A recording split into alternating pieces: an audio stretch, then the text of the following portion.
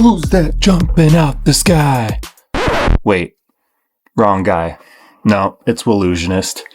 If you guys want to see a face paint tutorial for Rey Mysterio Jr. from WWE, stay tuned and watch the tutorial. I marked up the edge of the bald cap with a white eyebrow pencil and began applying Prozaid in thin layers with a cotton swab. I pulled the cap away from the skin and allowed the Prozaid to tack up. I pulled the cap taut and stretched it over the ears to create the artificial sense that I would be wearing a mask. Repeat the same process with the other side of the bald cap. Once the bald cap was adhered in place, I went in with a textured wedge sponge and stippled Prozaid over the entire edge of the bald cap, working my way back to the top of the head. This process creates a more seamless transition. After the Prozaid was clear, I pressed the whole bald cap with transparent setting powder. I applied no pore blem primer to my skin. Then I began sketching the outline of Rey's mask design with an eyebrow pencil. This part nearly made me crazy because I literally underestimated the Falcon design. I think I erased it about 3 times, went cross-eyed, and threw my eyebrow pencil at the wall while shouting 619. I really wanted the shapes to follow Rey's mask as accurately as possible. Pencil the middle edges of the mask right over the bridge of the nose. Then extend the lower portion of the mask down to the neck and extend the lines to the outside of the ears. The eye shapes should be perfectly symmetrical and appear like oversized cat eyes. Once the shapes were established, I used the color Beachberry from Maron Paradise paint to fill in all of the mask color.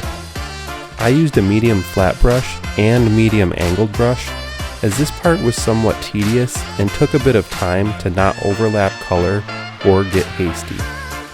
Cover the whole side and back portion of the fake mask and make sure the lower edge of the mask is linear and crisp. This should help sell the illusion that the makeup is a mask. Keep the edges along the Falcon head crisp and symmetrical as well.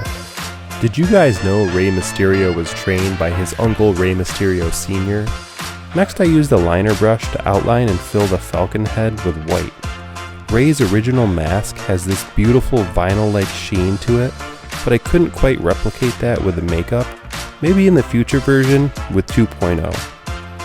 There are 6 points that are like the feathers of the Falcon design on each side of the head. If you guys have a favorite luchador, list their name in the comment section below. Once the Falcon shapes were complete, I went back to filling in the red mask color and extending the lower edge. Using the same liner brush, I used Maron Classic Black to apply the 4 symmetrical swooshes that follow the same flow right over the eyebrows.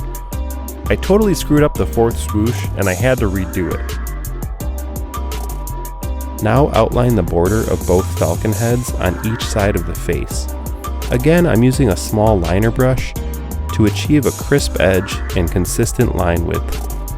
Outline the 6 points and extend the beak of the Falcon down just below the chin on each side. Don't forget the blue eye detail on the Falcon head. I forgot to include that part here.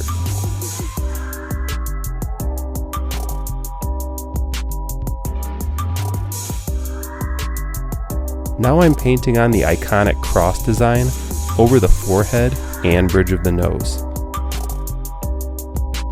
The cross should look gothic, and it helps to use an angled brush to get the tapered points just right.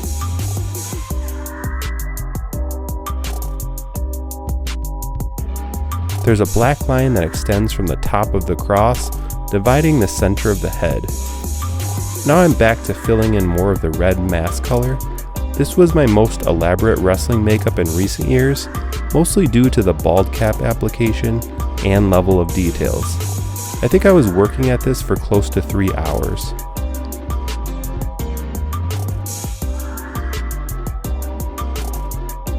The rest of this portion is filling in the red mask color over the top of the bald cap, then filling in the color right up to the edges of the cross design and around the black swooshes.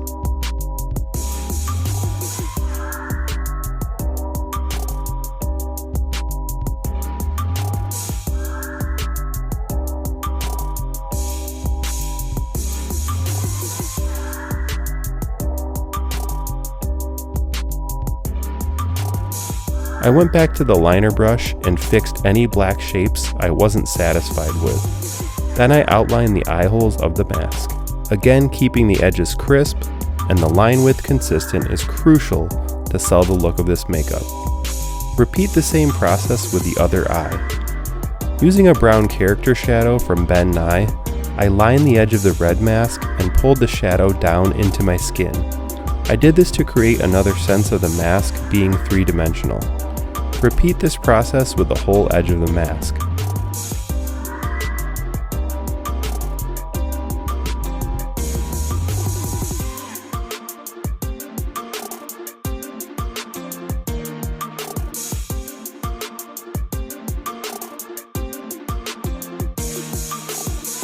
Then go into the edge of each eye shape and pull the same character shadow toward the center of the eyes.